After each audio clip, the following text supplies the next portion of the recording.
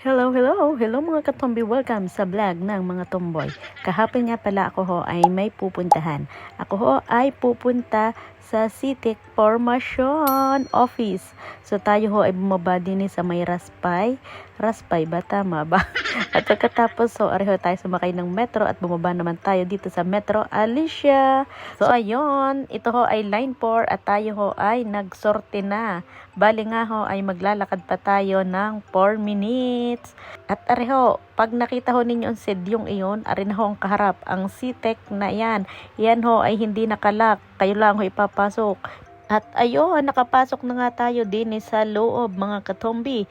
Bali ang may-ari ho talaga ng building na yan ay ang CITIC talaga. Napakayaman ho.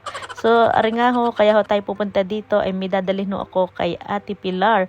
Pero syempre, ate na rin tatanungin siya kung ano ba ang bagong impormasyon ngayon bago makapag-aral sa CITIC Formation. So, ate na hong pakinggan si Ma'am Pilar.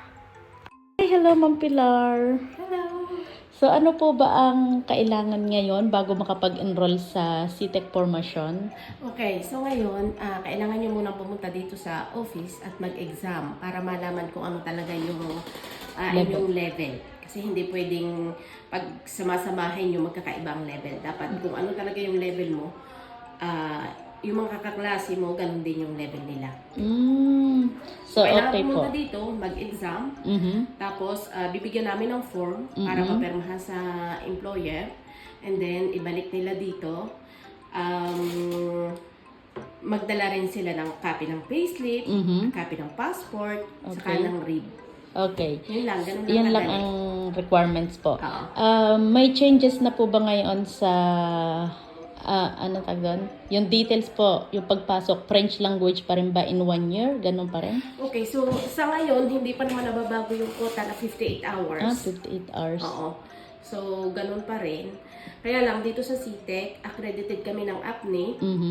So, kami lang yung makakapagbigay ng 56 hours na French course. 56 hours at 49 hours para sa ADO level. Okay. So, ayun lang po. Oo. At Pero meron din mga professional courses. courses. Katulad ng dati, yung cooking, Cooking. first aid, informatic, yes. pwedeng halimbawa po, hindi po ako mag-aaral ng French language. Mag-aaral ako ng cooking. Pwede po yun? Yes, yes. Okay. So, So, nagkaroon ako ng mamimili ka idea. kung gusto mo ang kuhanin mo ay French or kung gusto mo ay professional.